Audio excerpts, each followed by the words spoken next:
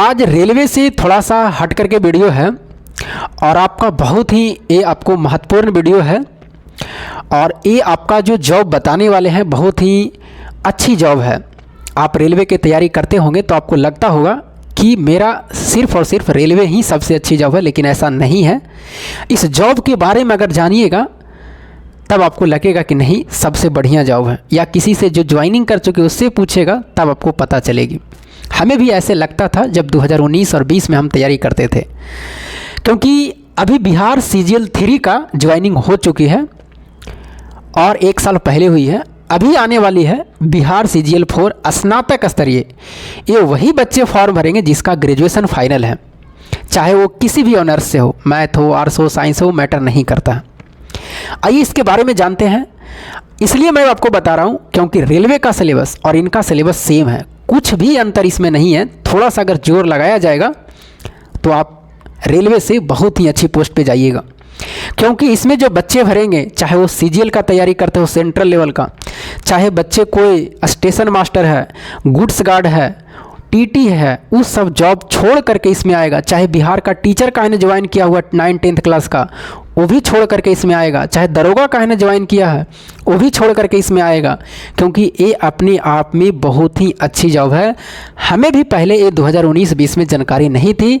जब बिहार CGL 3 का निकला था तो उसमें फॉर्म भरे थे, लेकिन हम एग्ज़ाम देने नहीं गए थे, क्योंकि मेरा सेंट्रल का उसमें PT हुआ था जो CGL निकलता है, तो उसमें मैंने मेंस देने चला गया था और एग्ज़ाम दोनों टकरा रहा था, तो मैंने उसको प्रीफर दिया था सेंट्रल लेवल का। आइए इसके बारे में हम जानते हैं। बहुत ही अच्छी जॉब है, ज़रा सुनिएगा ध्यान से, और कोई भी सिलेबस में अंतर नहीं है रेलवे का, तो अच्छे से सुन लीजिए, शायद आपके ज़िंदगी में काम आएंगे। और थोड़ा सा अगर मेहनत करिएगा, मैं बताऊंगा किस तरह से करना है, तो आपको ये पोस्ट भी मिल सकती है। और अगर ये पोस्ट आपको मिल जाती है तो समझिए ये अपने आप में रुतबा वाले जॉब है। एक आपको कमेंट भी आया, मैं उसको भी बता देता हूँ आपको। एक बच्चे ने कमेंट किए थे कि आप रेलवे ग्रुप D लिए हैं, मतलब एक मोटिवेशन के रूप में वीडियो हम डाले थे कि 2020-22 से लेकर के 25 तक जर्नी कैसा रहा, शॉर्ट में वीडियो डाले थे। तो उसमें कमेंट किया कि आप IAS थोड़ी बन गए हैं कि इस तरह से डालते हैं, इस तरह से लोगों को दिखाते हैं। एक कमेंट आपके सामने दिखाई दे रहा होगा, लेकिन मैं आपको आज बता देता हूं, अगर आप ये पोस्ट ले लेते हैं तो इसको बिहार में मिनी IAS कहा जाता है। इसका नाम है मिनी IAS। ये जो पोस्ट आपको दिखाई दे रहा है ASO, इसको बिहार में मिनी IAS कहते हैं। कौन कहते हैं? Mini IAS। अगर ये आप ले लेते हैं तो IAS के बराबर अधिकारी आपको रहेंगे, अधिकार रहेंगे, इसीलिए इसको मिनी IAS बिहार में कहा जाता है। क्यों कहा जाता है वो भी बताएंगे। लेकिन अब कितना बच्चे सोचेंगे कि सर जो आपको BPSC से जाएगा ये सब जॉब लेकर के, तो उसको हम क्या कहेंगे, ये दिमाग लगाएगा। लेकिन ऐसा नहीं है। अगर ये पोस्ट अगर उसमें चला जाएगा तब वहाँ पर भी मिनी IAS कहलाएगा, लेकिन ये पोस्ट अभी BPSC के थ्रू नहीं ज्वाइनिंग हो रही है, भर्ती नहीं हो रही है, तो ये पोस्ट को कहते हैं। अभी ये पोस्ट अगर BPSC में डाल देगा तो वहाँ भी मिनी IAS कहेंगे।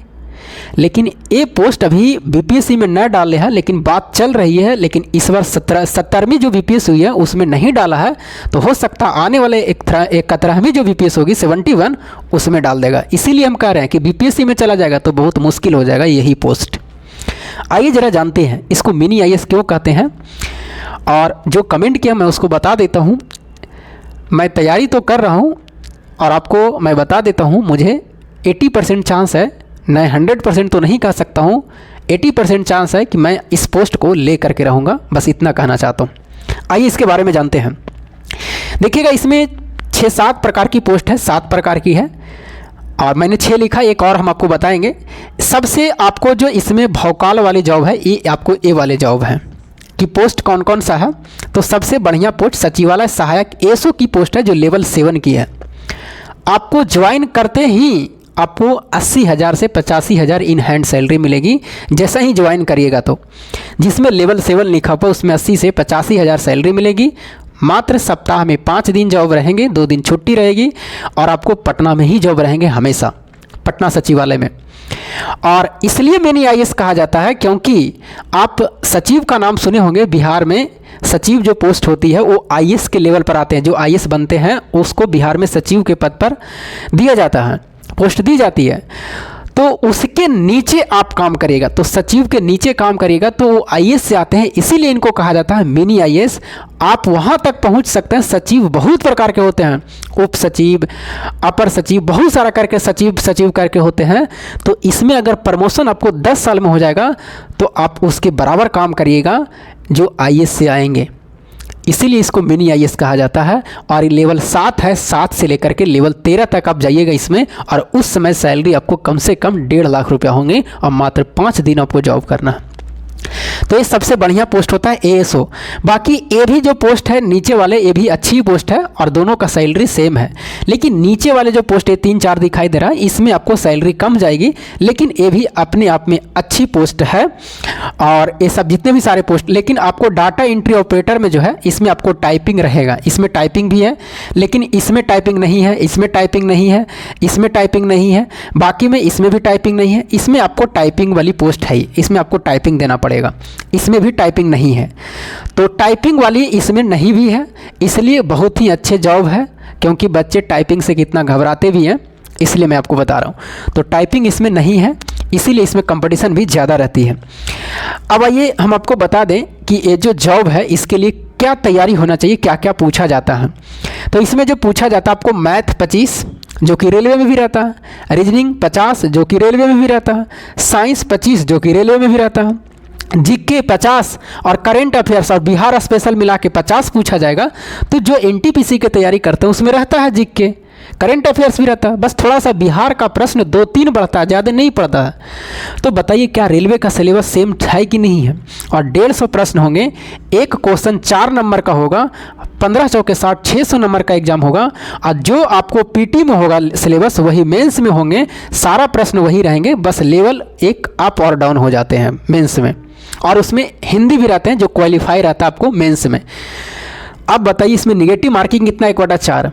अब बताइए क्या सिलेबस रेलवे से हट करके है, नहीं है। जो सिलेबस रेलवे का है, अगर आप रेलवे का मैथ बना रहे हैं, रीजनिंग बना रहे हैं, साइंस बना रहे हैं, तो वहाँ भी बना पाइएगा, उसमें कोई भी ज़्यादा नहीं रहता। आप बीपीएससी का देखे होंगे प्रश्न, बीपीएससी का इस बार जो 70 बीपीएससी हुआ, इतना लो प्रश्न पूछा गया कि मत पूछिए। आप कहेंगे कि आप दिए होंगे तो क्या आप पास कर जाइएगा। भाई मैं पास नहीं करूँगा, लेकिन उसके जो स्पेशल तैयारी कर रहे होंगे, प्रश्न देखने से पता चल जाते हैं कि आसान है। और जो री एग्ज़ाम हुआ उसमें तो और आसान पूछा गया, अभी जो आपको आज ही हुआ है 4 जनवरी का हुआ। तो मैं ये नहीं कर रहा हूँ कि मैं बीपीएससी पास कर जाऊँगा, लेकिन प्रश्न का लेवल था जो डाउन था, उतना हाई लेवल का नहीं था। और इसका भी प्रश्न बहुत ही अच्छे रहता है, क्योंकि जिसका मैथ रीजनिंग साइंस अच्छा है वो बिल्कुल जा सकता है। और मेरा मैथ भी ठीक है, रीजनिंग भी ठीक है, साइंस भी ठीक है, तो मैं इसलिए इसमें लगा हुआ हूँ और इसको मैं ले कर कहीं छोड़ूंगा, बस मैं ये आपको दावा कर रहा हूँ। और जब हो, इस बार नहीं होगा, अगली बार आएगा तो अगली बार लेंगे, लेकिन इसको लेना ही लेंगे, क्योंकि ये बहुत ही अच्छी प्रकार की पोस्ट है। इसमें आप जितना देख लीजिए, दरोगा, स्टेशन मास्टर, ट्रेन मैनेजर, जो भी हो, टीचर बीपीएससी से जो ज्वाइन किए हैं 9-10 सब इसको भरेंगे और उसको छोड़ करके रिजाइन दे करके आएंगे इस पोस्ट के लिए, सचिवालय सहायक के लिए। इस भी हो जाएगा तब भी छोड़ देंगे, ये भी हो जाएगा तब भी छोड़ देगा। तो ये बहुत ही अच्छी पोस्ट है। तो आप को क्या करनी है, बस ज़्यादा कुछ भी नहीं करना, ना दोस्त से किसी को बताना है क्या कर रहे हैं नहीं कर रहे हैं। आप एक टाइम निकाल करके आप मैथ पढ़ रहे हैं, रीजनिंग पढ़ रहे हैं, साइंस पढ़ रहे हैं, बस पढ़ना क्या है, जीके, हिस्ट्री, ज्योग्राफी, पॉलिटी वगैरह, और थोड़ा बहुत बिहार वगैरह। तो अभी उतना माइंड इसमें नहीं देना है, बिहार पे नहीं देना, करेंट अफेयर्स तो पढ़ ही रहे हैं। हिस्ट्री, ज्योग्राफी, पॉलिटी में से कोई एक सब्जेक्ट अभी आपको पढ़ना है। और मैं जो पढ़ रहा हूँ ज्ञान बिंदु सर से पढ़ रहा हूँ, आप नाम सुने होंगे, रोशन आनंद सर का, उन्हीं का बैच लिया वो, उन्हीं से अभी हिस्ट्री पढ़ रहा हूँ। बस एक क्लास देखता हूँ हिस्ट्री का और एक पॉलिटी का देखता हूँ, तो उनका मैं वीडियो देख रहा हूँ, बहुत ही अच्छे पढ़ाते हैं एकदम। अगर आपको हिस्ट्री, ज्योग्राफी, पॉलिटी नहीं आता है, नहीं याद होते हैं, तो आप बिल्कुल सर का कोर्स लीजिए, आपको फ़ायदे में रहिएगा, घाटा में नहीं रहिएगा। मैं बता देता हूँ, कितना बच्चे को मजाक लगेंगे, ये लगते हैं कि जो मैं टीचर से पढ़ता हूँ वही अच्छे लगते हैं। तो जिसका लैंग्वेज आपको समझ में आता है वो आपके लिए अच्छे रहते हैं। लेकिन मैं आपको बताता हूँ, अगर आपको हिस्ट्री, ज्योग्राफी, पॉलिटी सही नहीं है, आप आँख मूंद करके ज्ञान बिंदु रोशन आनंद सर का कोर्स खरीद लीजिए, कोई भी कोर्स खरीद लीजिए। हम तो दरोगा वाला खरीदे, क्या दरोगा की तैयारी करा? नहीं, अरे सब में सिलेबस सेम है, आपको जीके याद करनी है। तो आपको अगर तैयारी करना है तो बस आपको हिस्ट्री, ज्योग्राफी, पॉलिटी खाली मजबूत करना है जो बच्चे रेलवे का है, क्योंकि रेलवे का सिलेबस उसका सिलेबस सेम टू सेम है। मैं ज़्यादा कुछ नहीं इसमें बोलना चाहूँगा। जिसका भी ग्रेजुएशन पास है, एक थोड़ा सा साइड से अगर आप काम करते हैं आपके लिए फ़ायदे होंगे। और अभी आपको लग रहा होगा कि रेलवे सबसे मेरे लिए अच्छे हैं। हमसे भी पूछता था 2019 में 20 में कि बताए रेलवे ग्रुप डी अच्छा है कि जब बिहार CGL 3 यही पोस्ट निकली थी तो वो अच्छा था, तो हम सीधा जवाब देते थे कि रेलवे ग्रुप डी, क्योंकि उतनी जानकारी नहीं थी। मैं आपको बता रहा हूँ सच्चाई, आपको भी ये चीज़ें लगती होगी। जानकारी नहीं रहने के कारण होता है, धीरे धीरे नॉलेज जब हो जाते हैं तो पता चलता है कि कौन जॉब बढ़िया है कौन ख़राब है। ख़राब तो कोई भी जॉब नहीं होते हैं, बस आपको अगर कोई जॉब हो जाती है तो एक आपको फैमिली सपोर्ट हो जाता है कि आप फैमिली को अच्छे तरीके से मतलब चला सकते हैं। बाकी जॉब सभी अच्छे हैं, उसी से आपको आगे बढ़ना है धीरे धीरे करके। चलिए, बाकी हम ज़्यादा नहीं कुछ कहेंगे इसमें। मैं खुद नहीं सिलेक्ट हूँ और कमेंट जो आया था तो हम सोचे कि चलो इस पर आज वीडियो बना ही देते हैं कि आप IAS नहीं हैं। तो देखिए, आपका कमेंट है, आपका आशीर्वाद रहे और लोगों का आशीर्वाद रहे और मेरा मेहनत रहे तो मिनी IAS तो बन जाएंगे।